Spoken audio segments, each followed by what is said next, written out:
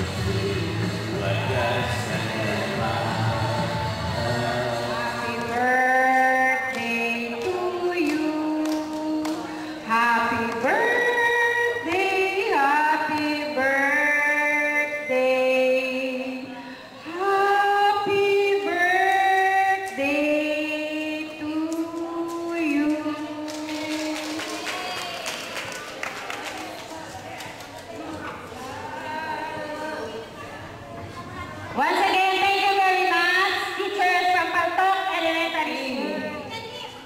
This is a very surprise, a very heartfelt, and a very memorable event for me.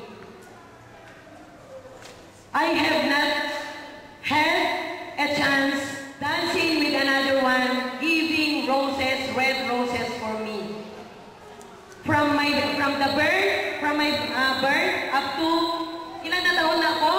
Ma'am, collection na 54 na ako ngayon. So, sabi nyo doon sa cake nyo, 53. Alam nyo ba? Ngayon lang ako naisayaw ng asawa ko na may roses. At saka of course, si Guardia, sabi niya, ang lamig-lamig ng kamay niya nung isinayaw niya ako. Imagine that. So what can I say? Wala na akong masasabi pa. Ma'am Jerte, our Master of Ceremony this afternoon, you really did a good job. Ay! Oy! Birthday mo bukas!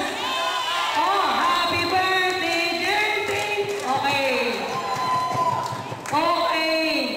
So, of course, I cannot mention you one by one for making this occasion a very successful one. It was really a great opportunity to be celebrating my 54th birthday this afternoon, although the Novaliches people came to our residence yesterday with their own potluck. May sarili-sarili silang dala-dalang pagkain. I had not served any dala-dala na nila na that made me surprised, and talagang nakikita ko yung pagmamahal nila. And of course, yung pagmamahal ng Marcelo S. del Pilar, hindi ko rin may pagpapalit yan. Ayokong i-compare ang pagmamahal ng Marcelo sa Paltok. Pero, ang mga kapatid ko sa Paltok Elementary, dumami lalo dahil naidagdag ang 37 teaching staff and of course, 6 na non-teaching at saka yung PTA officers. Lahat ng mga ating adhikain dito sa paaralan.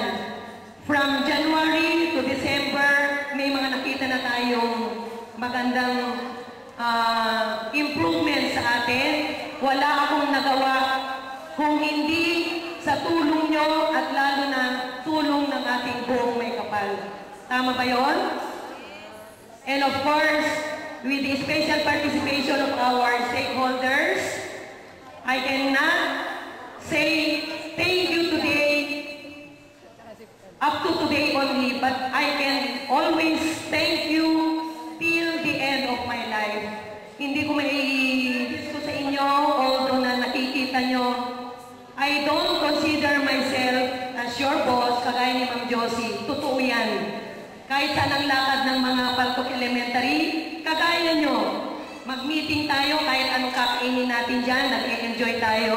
Talbos ng kamote with bagoong, that is something nandyan dahil ayokong i-consider yung sarili ko na ang